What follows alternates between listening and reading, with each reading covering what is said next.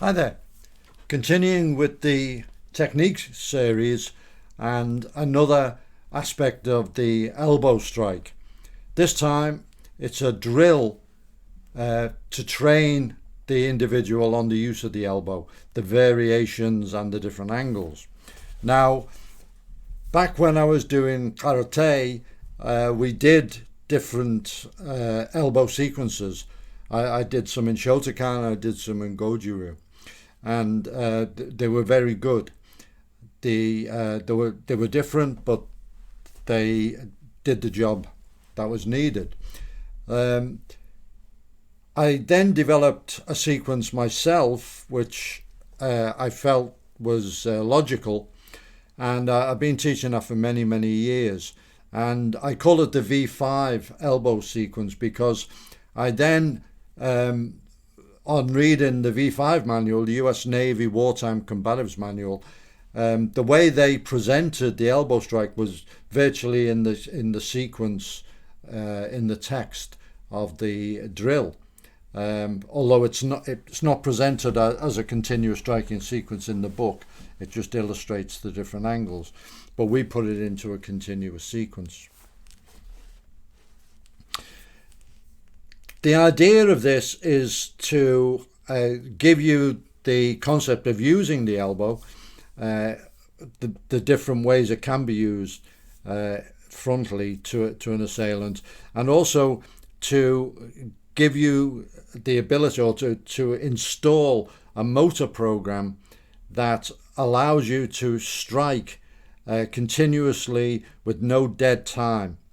And now, this is not saying that you would actually be using this as a self-protection technique, that you would use these five techniques in a particular sequence. It's not for that. It's just to show how they can be combined. And most of the techniques work as pairs very, very well. But the idea of doing a 5-strike sequence, while possible, the conditions would have to be exactly aligned to how the drill was envisaged. And that's not really very, very likely. And then finally, in this introduction, it's very, very important to utilize the body dynamics for each individual strike. The body must be directed, the mass, the hip action and so on, to fully maximize shock impact, because the elbow strikes generally are fairly short and you want to get them the most from your body. So the sequence is an upward elbow, downward elbow, a round elbow, side elbow, all done with the same hand. So that's another thing. It shows that you can be striking with one hand, maybe the other hand's being gripped, but then finally the other arm comes across for the final roundhouse elbow. So we've got a few videos. I'm going to show you the different components of the V5 drill.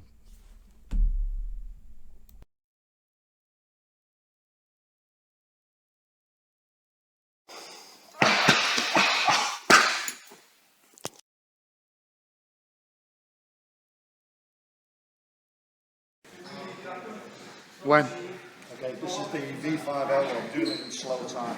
Techniques. This is an upward strike, then you drop down, then it's a round, then it's side elbow, and then you finish with bang. Good one. Okay? 1, 2, 3, 4, 5.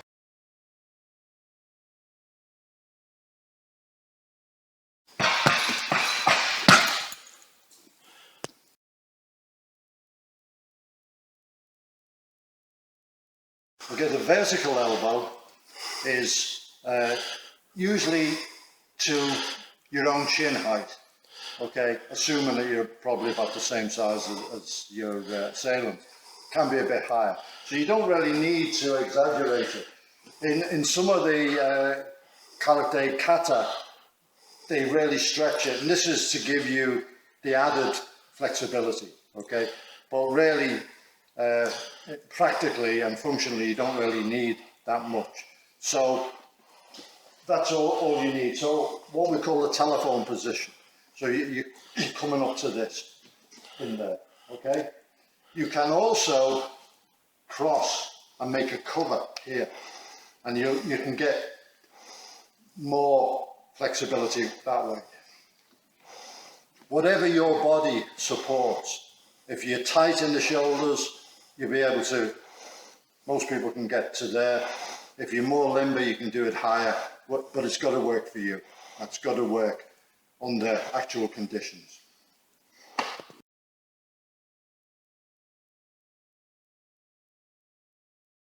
The downward elbow is a situational strike. It's usually done as a follow-up, or if your target is in a particular placement.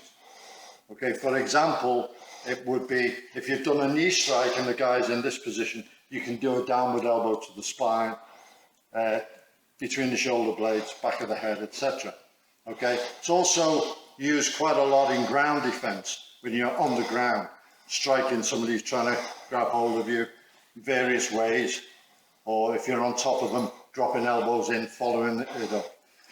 I say it's situated, it's part of the elbow sequence.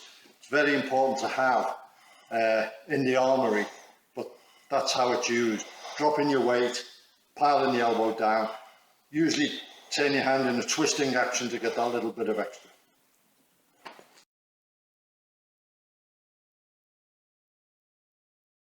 Go.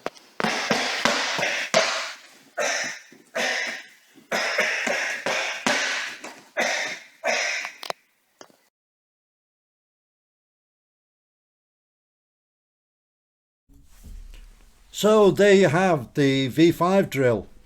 We usually use various types of impact pads for elbow training. Sometimes we use the kick pad, sometimes we use mitts, not so much because the elbow really is a little bit too heavy for the focus mitts. But for this drill, for the V5, as you will see, it's usually done on the tie pads. So if you're going to be using the V5 drill, get yourself a decent pair of tie pads. The drill is not carved in stone. If you find it useful, by all means use it, but you can create your own, as I did, whatever fits your particular needs.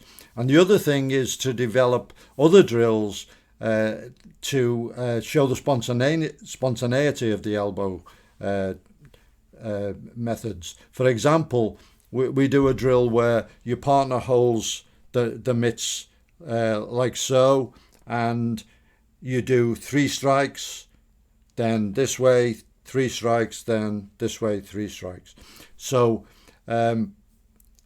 and you mix it up. You could do 3 with the same arm, you could do alternate strikes, you could do 1, 2, 2, and so on, and just mix it up and keep it going for, say, a minute continually. And so you have all the different ways of using the elbow.